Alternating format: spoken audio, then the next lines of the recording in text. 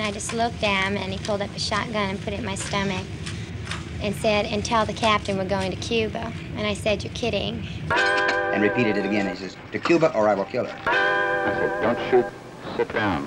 We go to Cuba." We did. They spoke Spanish. What'd they say? Havana. Castro himself has become a figure of legend in the 16 months since he invaded Oriente Province from a small boat.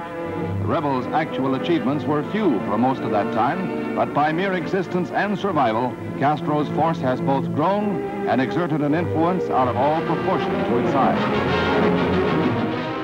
And they wanted to come back to Cuba with an airplane. Out of the cockpit, there was another one that came down with a cowboy-looking outfit on and a regular cowboy gun.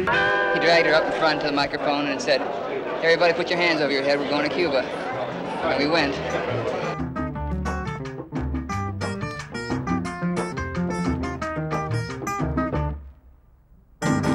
En todo tiempo mi son cubano ha sido el rey. Ha sido el rey.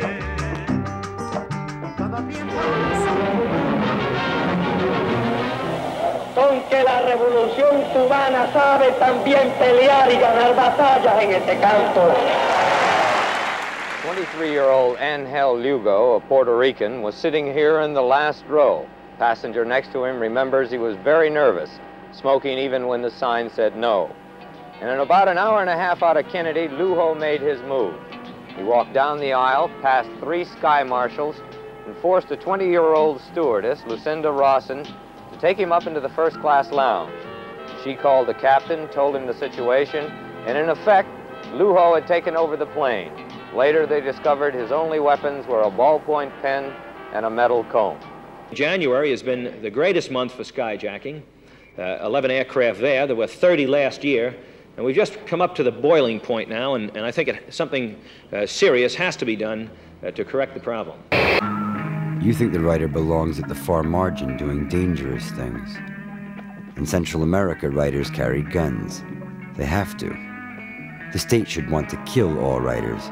Every government, every group that holds power should feel so threatened by writers that they hunt them down everywhere.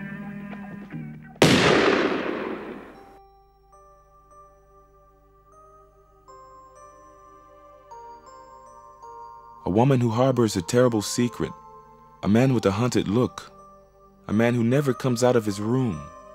A woman who stands by the letterbox for hours, waiting for something that never seems to arrive. A man with no past. There is a smell about the place of unhappy lives in the movies.